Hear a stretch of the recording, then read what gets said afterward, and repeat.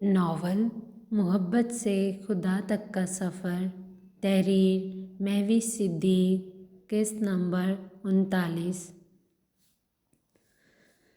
अज़लान, इस गिफ्ट के सामने मेरी इन चंद तस्वीरों की क्या औकात भला।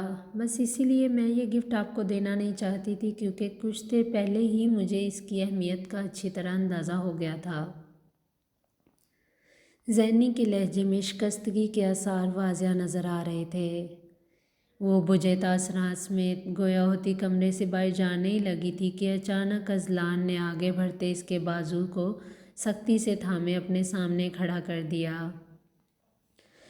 ज़ैनब इस अचानक अफ्तार पर एक पल के लिए घबरा सी गई। इसका ऊपर का सांस ऊपर और नीचे का सांस नीचे ही रह गया। अज़लान ने अगले ही लम्हे ज़ैनब के सामने इस फाइल में मौजूद कागज़ों को टुकड़ों में बदला और फिर वो सारे के सारे कॉर्नर में रखी डस्टबिन में फेंक दिए। अज़लान की आंखों की बढ़ती सुर्खी इसके अंदर पनपते लावे की वाज़िह अक्कासी करती महसूस होने लगी। ज़ैनब इसकी सारी कार्रवाई दम साधे देख रही थी। उसकी लरजती पलकें तो गोया अब झपकना ही भूल चुकी थी। ज़ैनब, अब मैं आपको बताऊंगा मेरी नज़र में कौन सा इंसान और कौन सी चीज़ सबसे ज़्यादा अहमियत रखती है। अज़लान को अपनी तरफ कदम बढ़ाते देख ज़ैनब बेख्तियार 2 कदम पीछे खिसकती दीवार के साथ जा लगी।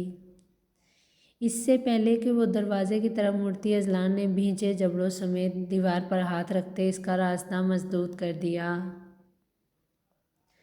ज़ैनब ने अज़लान का ये रूप आज से पहले कभी नहीं देखा। जाने क्यों इसके वजूद पर हल्की सी कपकपी तारी हो गई। अज़लान ने बेखुदी के आलम में ज़ैनी की पेशानी पर रक्स करती लट को नरमी से छुआ। इस नरम लमस से ज़ैनब की झुकी निगाहें बेसाख्ता ऊपर को उठ गईं। अज़लान, प्लीज़। अज़लान ने इसके चेहरे को हाथों के प्याले में थामा ही था कि ज़ैनब के धड़कनों ने काम करना बंद कर दिया। जज़ब के आलम में गोया होते इसकी आंखों से आंसू मोती बनकर टूटते अज़लान के हाथ की पुश्त को तवातर से भिगोने लगे। उसके आंसू गिरने की ही देर थी कि अज़लान की सारी हसियात एक साथ बेदार हो गईं। इसने खुद के असाब पर काबू पाए ज़ैनब के चेहरे से अपने हाथ वापस खींच लिए। ज़बत के चक्कर में अज़लान का पूरा वजूद बर्फ़ की सिल की मान ठंडा पड़ गया। ज़ैनब के आंसुओं से तर चेहरे और उड़ती रंगत को एक नज़र देखते ही अज़लान ने सामने दीवार पर एक मुक्का मारते खुद के जज्बात पर बंद बांधने की भरपूर सही की और फिर ज़ैनब को एक सर्द घोरी से नवाजने के बाद कमरे से बाहर चला गया। इस गैर मुतवक्का शोर ने ज़ैनब को बेख्तियार अपने हाथ कानों पर रखने पर मजबूर कर दिया। अब वो डरी सहमी निगाहों समेत न जाने कितनी देर तक उसी पोजीशन में खड़ी अज़लान के बारे में ही सोचती रही। अज़लान की हालत के बारे में सोचते ही ज़ैनी वहीं दीवार के सहारे नीचे ज़मीन पर ढहने के अंदाज में बैठ गई। आज ही इसकी ज़िंदगी किस नहज पर आ चुकी थी इसे कुछ समझ नहीं आ रहा था। हर चीज़ रेत की तरह अपने हाथ से फिसलती महसूस हो रही थी। इसके आंसू खामोशी का लिबादा ओढ़े इसके गालों पर मुसलसल बह रहे थे।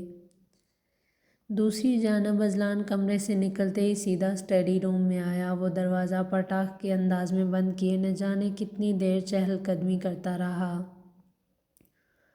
वो बेआब मछली की तरह मुस्तरब चाल चलता कमरे में दर्जनों चक्कर लगा चुका था। इसके अंग अंग से बेचैनी की झलक नुमायाँ हो रही थी।